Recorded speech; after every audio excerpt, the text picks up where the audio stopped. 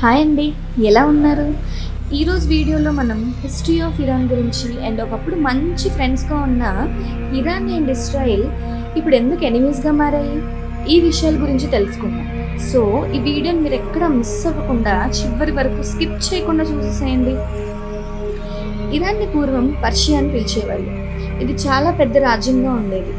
Persia అంటే Iran ఒక్కటే కాదు, ఇరాన్, తజికిస్తాన్, ఇరాక్ అండ్ ఆఫ్ఘనిస్తాన్లో కొంత పార్ట్. సో ఆఫ్ఘనిస్తాన్లో కొంత పార్ట్ అంటున్నానంటే మిగతా ఇంకో కొంత పార్ట్ ఇండియాలో ఉండేది. సో ఆ హాఫ్ పార్ట్ ఈ హాఫ్ పార్ట్ కలిసి ఆఫ్ఘనిస్తాన్ కంట్రీగా ఫామ్ అయిపోయింది. సో ఇప్పుడు ఆఫ్ఘనిస్తాన్ గురించి ఎందుకులేండి, కావాలంటే దాని గురించి ఇంకొక వీడియో చేద్దాం, మీకు నచ్చితే కామెంట్లో పెట్టేసేయండి. అయితే పర్షియా మీద చాలామంది రాజులు యుద్ధాలు చేసి దీన్ని స్వాధీనం చేసుకోవడానికి చాలా ట్రై చేశారు. ప్రపంచాన్ని జయించిన ద గ్రేట్ అలెగ్జాండర్ కూడా పర్షియా మీద 4 times యుద్ధం చేసి 4th time జరిగిన యుద్ధంలో పర్షియాని స్వాధీనం చేసుకున్నారు. ఇలా చాలామంది రాజులు 1979 వరకు ఇక్కడ పాలించారు. ఇరాన్లో పాలించిన లాస్ట్ కింగ్ షా పాల్వీలు అధికారంలో ఉండడానికి అమెరికా అండ్ ఇజ్రాయిల్ సపోర్ట్ చేసేవి. అయితే వీరి పాలన నచ్చక అక్కడి ప్రజలు షా పాలనకి వ్యతిరేకంగా 1979లో ఇస్లామిక్ రెవల్యూషన్ చేసి ఇరాన్లో షా పాలన తొలగించి ఇరాన్ ఇస్లామిక్ రిపబ్లిక్ కంట్రీగా మారింది. అప్పటి నుంచి ఇరాన్ ఇజ్రాయెల్ని తన ప్రధాన శత్రువుగా ప్రకటించింది. అసలు ఇరాన్ ఇజ్రాయెల్ని ఒక కంట్రీగా అంగీకరించలేదు. ఇజ్రాయెల్ ప్యాలెస్టీన్లో భాగంగానే చూసేది.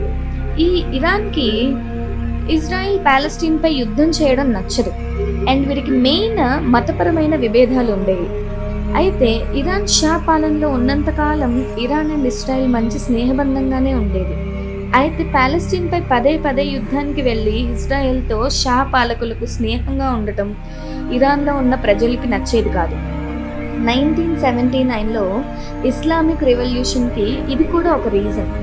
అలా స్నేహంగా ఉన్న ఈ 2 దేశాలు ఆఫ్టర్ 1979 ఎనిమీస్గా మారిపోయాయి. ఇప్పటికీ వీరి మధ్య వార్స్ కంటిన్యూ అవుతూనే ఉన్నాయి.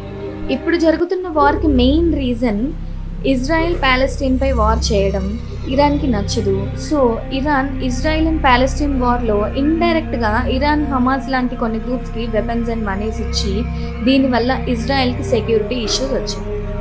అండ్ ఇరాన్ న్యూక్లియర్ వెపన్స్ తయారు చేయడం, ఇజ్రాయెల్ ఇరాన్పై దాడి చేయాల్సి వచ్చింది. అయితే ఇక్కడ చాలా మందికి ఒక డౌట్ వస్తుంది, ఇరాన్ న్యూక్లియర్ వెపన్స్ చేసుకుంటే ఇజ్రాయెల్కి నష్టం ఏంటి? చాలా కంట్రీస్ దగ్గర న్యూక్లియర్ వెపన్స్ ఉన్నాయి కదా, అలా అనుకుంటారు అందరూ. But Iran, Israel and Palestine వార్లో ఇజ్రాయెల్కి ఆపోజిట్గా వార్ చేస్తున్న హమాస్ లాంటి గ్రూప్స్కి వెపన్స్ ఇచ్చింది. రేపు ఇరాన్ న్యూక్లియర్ వెపన్స్ చేసుకున్నాక ఇలానే వాటిని ప్యాలెస్టీన్కి ఇస్తే ఇజ్రాయెల్ పని అంతే కదా. అందుకని ఇజ్రాయెల్ ఇరాన్ డెవలప్ చేస్తున్న న్యూక్లియర్ సైట్స్పై దాడి చేసి వార్ స్టార్ట్ చేసేసింది.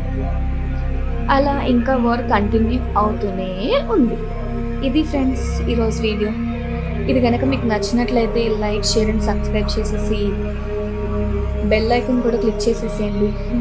మా ఛానల్లో ఏమైనా అప్డేట్స్ ఉంటే మీకు వస్తూ ఉంటాయి. మరిన్ని ఇంట్రెస్టింగ్ విషయాల కోసం మరి నెక్స్ట్ వీడియోలో కలుసుకుందాం. Until then bye.